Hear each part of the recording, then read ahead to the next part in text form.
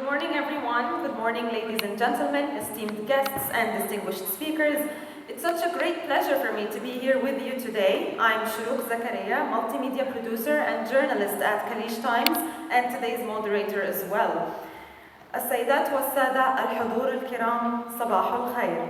نرحب بكم اليوم في هذه الندوة التي ستتناول رحلة تطور الكلمة العربية من النقوش الصخرية إلى عصرنا الرقمي. Thank you for joining us at today's symposium that will discuss the evolution of the Arabic word from rock inscriptions to the digital age.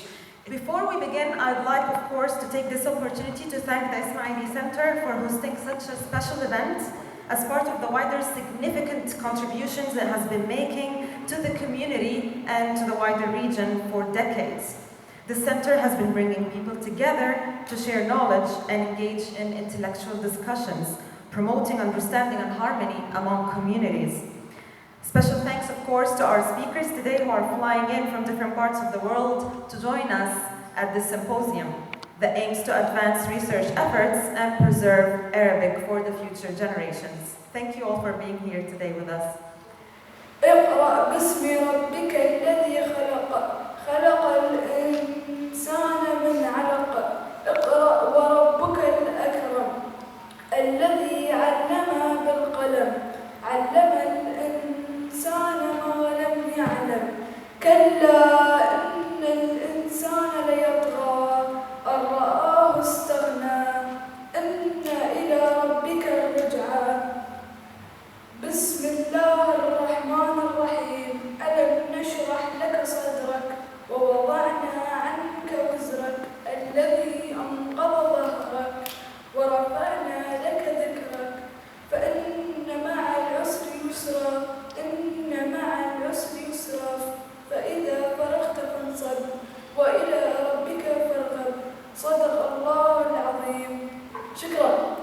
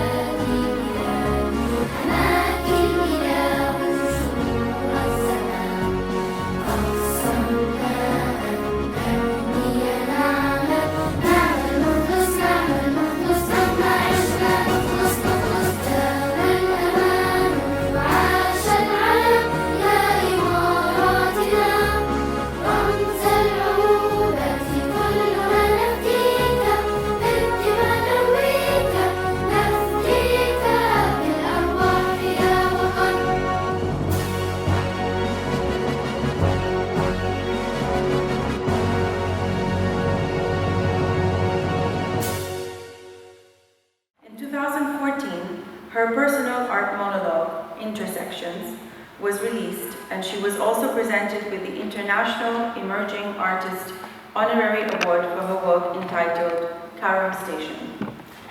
In 2007, Sheikha Aliazia, along with her sisters, Sheikha Osha and Sheikha Shamsa, founded Anasi Media, a production company which has produced various award-winning documentaries on subjects ranging from history to culture and present-day issues. The university focus is the study of Muslim cultures and contexts across the diverse societies of the Muslim world, past and present, and its faculty specialize in a range of disciplines within the humanities and social sciences. This is our moral responsibility to bring this deliberation into public domain and to make people aware of what is the importance of this subject. I remember His Highness telling me once in a meeting, the Arabic language is a very strong symbol of the Arab national identity. And when he appointed me the president, the next sentence that came after that, he said, and I want you to learn Arabic. And that, I think, was for me was a more tough task than to manage the community. the institution that is sort of the common denominator across is Her Excellency Sheikha Aliazia bin Nahyan Al Nahyan's own initiative, which is the portal, the AIP portal. She, representing as the extraordinary ambassador for culture of UNESCO, brings a very diverse perspective, and I would just wish that we all benefit from these different perspectives. When the beautiful and the practical, the spiritual and the material are woven together to create a society where ethics, culture, faith, and economics are consciously brought together to better the quality of life for human beings. Prince Karim Aga Khan was born in Geneva in 1936, the son of Prince Ali Khan and grandson of Sir Sultan Mohammed Shah Aga Khan. He spent his childhood in Nairobi, Kenya, and attended the Rosé School in Switzerland. He then went on to attend Harvard University, where he obtained a bachelor's degree. In 1957, Sir Sultan Mohammed Shah, in his will, named his 20-year-old grandson to succeed him as the 49th hereditary Imam of the Shia Ismaili Muslims. He gave his reasons. In view of the fundamentally altered conditions in the world in very recent years, including the discoveries of atomic science, I would like to invite to the stage our first speaker joining us today from Saudi Arabia, Dr. Sulaiman Al-Nayi, Professor of Ancient Arabic Writings and Archaeology. Please welcome him to the stage. Thank you so much. Before we give an idea or know what is an Arabic script, we have to know, as a matter of fact, where is the languages and the script being spread all over the last 4,000 years. This table shows us the inscriptions which been spread all over the Arabian, so-called nowadays, Near East Arabia, which is Iraq, Egypt, and Syria, and Arabian Peninsula. People who participate in creating the Arabic languages is the Nabateans themselves. And the Nabateans, they are a group of people came also from Arabia, and they migrated outside of Arabia, especially in Batra, exploiting the political situation in the Persian invaded Iraq during the time of Nabuni, and there is space for them to enter these groups or tribes of Nabatea, and they entered to the Batra, and they stayed in the Batra. Now we invite our second speaker, Dr. Alex Bellem, Assistant Professor at Alga University Institute for the Study of Muslim Civilizations. She's joining us from the UK today. And the TI at the end is sh, as in nation. So this word spells th-ish, fish. So this was something that was used by George Bernard Shaw in demonstrating that words do not necessarily have an intrinsic match between the sounds of the word and the spelling of the word. And in fact, because of the historical development of English, the spelling of English is rather difficult for people to learn and remember and so on. So he was actually arguing for the development of a new type of script to represent English. But I wanted to demonstrate that to you because I want to demonstrate that, or I want to start by noting that the relationship between form and meaning is mostly arbitrary. I say mostly because there are exceptions to this, but certainly with the script that are used to represent most languages of the world today, the relationship is mostly arbitrary. So the evolution of Arabic is very complex. How is the discovery of ancient inscriptions helping us in tracing the development of Arabic script? My brain is really helping us to figure out these gaps, the inscriptions, and the ancient inscriptions starting from the first millennium BC doesn't indicate that the Arabic language is really known from that time. It's the oldest, one of the oldest languages. Of course, it's been affected by other languages such as Persian and the Islamic period. Nowadays, it's been affected by the English and French as well in several parts of the world. but Inscriptions gave us the idea that Arabic language is really a very, very old language and it's kept. Now, with the supremacy of English, we are worried definitely about the literary Arabic and even vernaculars or dialects, because what's happening right now is that the youth, even when they speak to each other, let alone read, but even when they speak to each other, they're almost code switching. Trust me, as a young Arab, whenever I speak to someone who's an Arab, we either speak in English or we would say 2 words in English or 2 words in Arabic and continue the rest of the sentence in English. So there's definitely that supremacy of the English language. And as Dr. Sulaiman said, a lot of academics and linguists are actually having the same concern that Arabic will be lost at some point. You talked about the losing the languages, and I've lived in many countries, and I've seen however the country was influenced. For instance, my own language, Spanish, my mother tongue, it has a lot of Arabic. Algodón, taza, tabaco. They come from the Arabic root word, they come from the Spanish root. Within my own country, the native Indians, we have words in Spanish that are part of our Ecuador and Chile, for instance. Guagua, a baby. We use guagua more so than we say bebé. And the same thing, so I have a feeling languages develop and continue to grow in English. We're not simply saying that a language has to remain frozen in time, but how can we allow for this evolution in a way that still allows us to retain the identity of that language? So retaining Arabic as Arabic and not, I mean, Arabic is actually a very strong language, but there are certain parts of the Arab world where particularly now, the influence of English and education in English and the prestige of English, and English is an internet language. The alerting point Dr. Sulaiman is raising is very important, that it is how can we, encourage the generations, the new generations, to appreciate Arabic language as a very artistic and deep language. And for example, one word in the Arabic language could mean 20 different meanings. It depends where you put it and how you use it. So it's very pity to lose that beauty and that depth of this language. Thank you very much.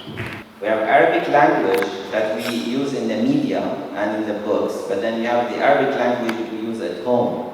And this is creating a schizophrenic, almost, situation for many young people, and they don't know which Arabic to learn. So this is one problem. The second problem is because those Arabic academies are resigning from their roles, it's left to us to improvise, because if I have the news coming, I'm not going to, and I have nobody telling me what is the best word to use, then I am inventing. I'm a translator. I have to come up with a word.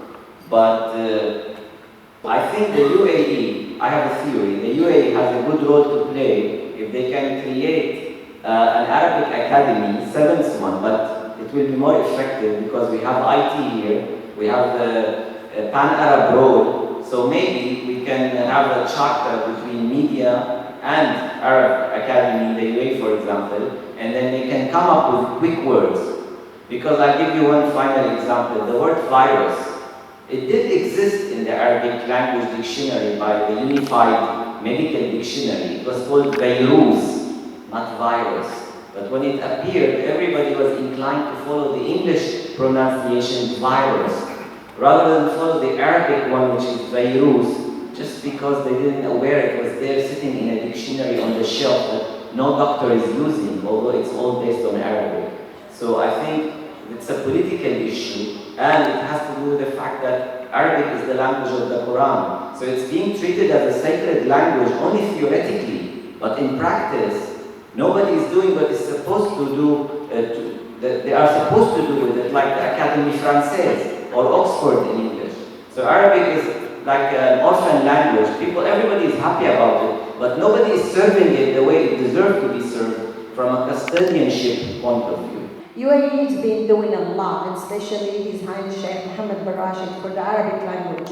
All the books are rated now in Arabic. If we see in Sharjah, a lot of writer in Arabic, and we're serving the Arabic language in Wayali with a red carpet. Second, all the license which is coming in UAE now, zero payment if it's Arabic name. Saudi Arabia is doing the same. We love our language, and all the language has some quality of vision, and they have a lot of sensation. Each language is more important, because when we serve it with heart, it's our origin, it's our culture, it's our dignity, and we have to fight for it. Yesterday, 2 weeks ago, I was in Expo, and Malta government sent us one writing in Arabic hieroglyphy for a long time. They have it, and they're going to put it in the Museum of Sharjah. You think that Malta will bring that heritage, Arabic writing, to UAE for which reason? There is many years with Sheikh Mohammed bin Rashid, he's promoting the youth and the children to write the best story in Arabic, and he have awards especially for Quran every Ramadan. Hebrew is actually a language that we used to use only, like you use the Quran for the Bible. And a few years ago, there was a person that says, let's revive the language, Eliezer Ben Yehuda. Then we start to use the language as a spoken language. So since we came to live in Israel, we started to use Hebrew, because we came from many, many countries. My ancestor came from Yemen, so the language was Arabic. And now I don't speak Arabic, unfortunately, and I speak Hebrew. Now coming here is reviving my language, my Arabic, my roots. But that was an example to tell you that it's actually a language that we didn't use for many years, but we have it as a language of the Bible. And even us, we're concerned right now in Israel because people don't really speak Hebrew. Because we have, of course, the trendy and the influencer, and people want to open a business, so they want to write it in English and they want to be international. We have names. My name is Yael. Yael is a biblical name. And we start to have many people using different names. They want to be popular, they want to be international. So even the names they choose the children is different names. And second thing I want to say is that I'm not a scholar, but I will study Japanese. So even in Japan, they are really concerned about people that don't use the kanji anymore, because people typing, people do. I used to ask, other people in my age in university, and I told them, can you write for me this kanji? And they told me, honestly, I can recognize it, but I cannot write it anymore. And that's also a big concern there. I'd like to invite Mr. Othman Sultan. He was formerly the founding CEO of Do and the founding CEO of Mobinin in Egypt, with extensive experience in digital. He would like to illustrate his intervention with one illustration. Thank you. Please welcome him to the stage. Thank you. If my 70 years old today, living the life of young people, want to express something similar to this idea, it will be like this. وَتَعَطَّلَتْ لُغَةُ الْكَلَامِ. That's it. That is the danger, not only on Arabic, on every language, every expression, these new ways of expression. وَخَاطَبَتْ عَيْنَيْهِ بِلُغَةِ الْهَوَى عَيْنَاتِ will be this.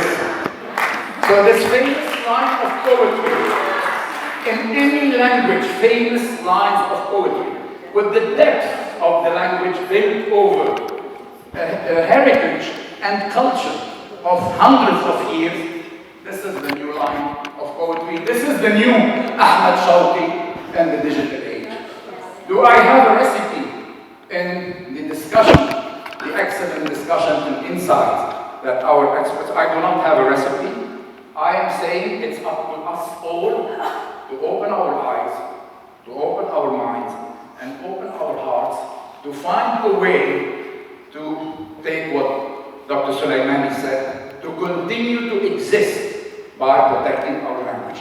Thank you for giving me this opportunity. So, as part of our next discussion, making the past accessible in the digital age, we would like to welcome our speaker for the day, Dr. Isa Youssef, Director of Archaeology and Heritage at Sharjah Archaeology Authority. on his presentation. Please join us to the stage. Thank you. في الوضع الحالي هناك مهمة تتمثل في تبني تحويل كمية كبيرة من المعلومات التي تراكمت من قبل الأجيال السابقة من البشر لأكثر من آلاف السنين إلى هذا الشكل الجديد من تسجيل المعرفة، وبعبارة أخرى رقمنتها.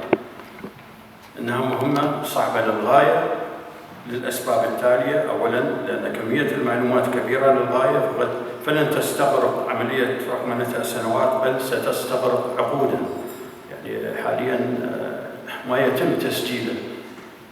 إذا رجعنا إلى المخطوطات فنحتاج إلى مئات السنين لرقمنة هذه المخطوطات إلى أن نصل إلى وقتنا الحالي. إذن هذه العملية ووسائل تثبيت المعلومات الرقمية تسارعت من البطاقات والأقراص المثقبة إلى الأقراص المضغوطة والأقراص الصلبة، بحيث يجب أن نضع في الاعتبار أنه في المستقبل ستكون هناك أنظمة مختلفة عن هذه الأنظمة التي نتحدث عنها حاليا، وهي الرقمنة الحالية. فلعل بعد عدة سنوات سوف تتغير هذه الرقمة وسوف نتحول إلى جيل جديد من الرقمنة ورقمنة الكتابة. Now let's move to our next speaker. Join me in welcoming Dr. Sarah Bowen-Savant, Professor of History at Al-Azhar University, Institute for the Study of Muslim Civilizations, and Principal Investigator of Kitab Project. She's joining us today from London. Please come forward, Dr. Sarah. Thank you. So, I'm going to speak to you about the Kitab Project, and our place in this program is that we are taking print books, data we can find on them, metadata, and we're taking manuscripts, and we're trying to create a data set that then can be studied to see intertextuality, the way that pieces of the written tradition are related to each other, and then also to create opportunities for people to learn Arabic. And I would just make one point to start, which is that so much of the work in AI, artificial intelligence, and machine learning has been done for English. And it's no accident that the digital humanities, which is one of my other fields, is really a strength of English terms. So what we're trying to do is we're trying to bring digital humanities to Arabic and actually all Arabic script languages. So we're working on Arabic now, but we've also done work on Persian, and we would like to continue with work on Urdu. Last but not least, of course, I would like to welcome to the stage Dr. Adrian Deman, Chair of the Department of Tourism and Heritage at UAE University. Basically, I would like to provide you today with some open ideas that perhaps are a nice topic to close the discussion, the more specialized discussion that we're listening to during the morning and the early afternoon. So I am a classical archaeologist by formation, and over the years I've become engaged in heritage management. As a Belgian, but also a Portuguese national, I come across Arabic through my own language. So when someone says Oxalá, when somebody says azeitona, azeite, they're not using a Latin word, they're actually using, they're not using bonaspes, or they're not using oliva, they're using actually an Arabic word. And there are hundreds of place names, I don't know if everybody's aware of this, hundreds of place names and common objects that have Arabic roots in Spanish, in Portuguese, and in other Latin languages around the Mediterranean. So part of what we and what I accept as our or my heritage is based on a patchwork of linguistic elements. I don't think about it. We don't usually think about this. I just speak my own language. So this links to another level, which is the emotional attachment to what is always a commodified past, an idea that we have, a constructed image, a selection of ideas for us to consume as communities. Your governments maybe are always the best at. So you need some sort of entrepreneurial spirit, honestly, in working, I think, with this data. We found in just the basic user experience that's been done that phones, people aren't reading things like, we think of computers, we design beautiful portals, But in fact, the people that we want to reach are probably reading the books and the texts on their phones. So how do you design for phones? That's not an academic question. I mean, that's not a research historian's question. That's actually, it needs an expertise. So we need partnerships that are really serious and that respect as well, that the academics have their kind of incentives and the things they want to achieve. Governments have their incentives. And also the commercial interests. I'm not talking about profit as such, but I'm talking about commercial interests that want to have an impact, in a social way. And there's plenty of that, I think, in the world. So that's the kind of, I think we really need higher level thinking. I think we got to look at the primacy and erosion of language in a much broader context. We looked at the political economic, but I think the important part is education and knowledge. In the past, if you go back into history of the Arab world, if you look at the Abbasids and the Fatimids, there was a huge renaissance of learning then. The whole world learned about navigation tools, algebra from Al-Jabr, Avicenna taught us medicine. But over the last 2 centuries or so, education has been put on the back burner. Now that affects our primacy and affects our ability to work in that language. Because today, if you want to become a doctor, you have to read English books. If you look at the celestial bodies and how they work, it's in English. So all that one is in English because we've lost that pride in developing new technology, innovation. So the essence now is how do we ensure that we go, as he said, into science, mathematics, and digitization. That, I think, is the key. Past is important. You learn history, you learn about it, but future now is going to be more important for the language than anything else. Thank you. My name is Ismaili. I'm speaking from Charlotte Department of Culture. Mr. Isa is our colleague. Dr. كمالي للإكرام موجود يمكن معنا كمان صديق عزيز. بحب أني سلامات دكتور سكي. فأنا بحب أعرض تجربة زمالة الشارقة دائرة الثقافة بشكل خاص فيما يتعلق بحماية التراث، فيما يتعلق بحماية اللغة العربية، فيما يتعلق بحماية الفن. ردا على جوابك عن حماية الحرف كفن، كمنجز فني للحرف العربي. رح أبلش أول شيء اسمحوا لي إنه بارك لمعهد الشارقة للتراث بأنه اعتمد من قبل اليونسكو كأول مركز عربي في الوطن العربي لحماية التراث غير المادي. هذا رقم واحد. رقم اثنين، بالنسبة للغة العربية وحمايتها، ما في عندي أكبر من الشاهد يعني تم خلال الافتتاح الرسمي لمعرض الشارقة دول الكتاب عندما أطلق صاحب السمو الشيخ الدكتور سلطان بن محمد القاسمي المعجم التاريخي للغة العربية. أول 5 أحرف للغة العربية فقط لهلا 17 مجلد. Can you imagine؟ المعجم هو ديوان يضم جميع ألفاظ اللغة العربية ويأخذ بعين الاعتبار، حطوا عندكم دراسة أصول اللغة العربية، يعني من النقوش القديمة للهجات الجاهلية القديمة مثل ثمود وعاد، ووصولا إلى ما وصل إليه الآن من علوم التكنولوجيا والتطور. فإذا اللغة العربية غير قاصرة، اللغة العربية هي فخرنا. عندي رجاء لا نعتمد فقط على الحكومات. دكتور سليمان مضبوط كلامك، الحكومات إلها رأي، بس إحنا الأهل parental authority parental education، إن إحنا لازم نزرع هذا حبنا للغة العربية. أنا عندي مأساة مع أولادي، بس أنا I overcome this obstacle. how؟ تحببوهم باللغة العربية، فهموها لما أنت بدك تقرأ القصيدة، تعال شوف شو جمالها، شو هاللغة، شو قديش عطت للعالم، عطت على حضارة، عطت تاريخ، عطت علوم، عطت طب، عطت فلسفة، كل. فإذا هي غير قاصرة. هي واجبنا كأهل، تضافر الجهود بين الحكومات والأهل هو أهم ما يمكن أن يرفع اللغة العربية إلى مستوى العالمية، وإن شاء الله رح تضلنا. رقم 3 ردنا على سؤالك بالنسبة للحرف العربي. ما في اثنين بيختلف إنه الحرف العربي يستحق آية من آيات الجمال، والله أعطاه إياه. دائرة الثقافة نحن صرنا 24 سنة نحتفل بمهرجان الشارقة للفنون الإسلامية، لم يقتصر فقط على فنان العرب، وإنما هذا الفن انتشر إلى بقاع فوق ما تتخيلوها على سطح الكرة الأرضية، إن كان شرق، غرب، شمال، جنوب.